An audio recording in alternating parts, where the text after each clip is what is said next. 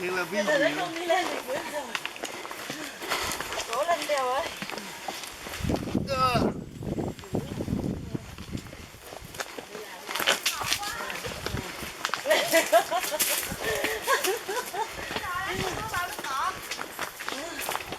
Ai giấu hàng ở đâu yêu cầu móc hàng đem về nha.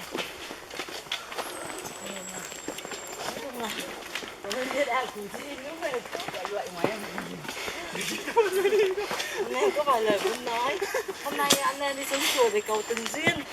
Nhưng mà nói chung là chùa đang sửa nên là Hẹn năm sau thì quay lớn chứ cảm ạ. ơn ạ. Ê, chùa cho nước duyên mang về. Hôm nay có rất là nhiều người cầu tình duyên này. Mang về vẫy vào góc nhà đấy chứ. Có bé áo vàng và có bé áo hồng. Đi ra chưa tới tuổi. Đây là ba cô gái. Có một cô cuối cùng nữa. Món con.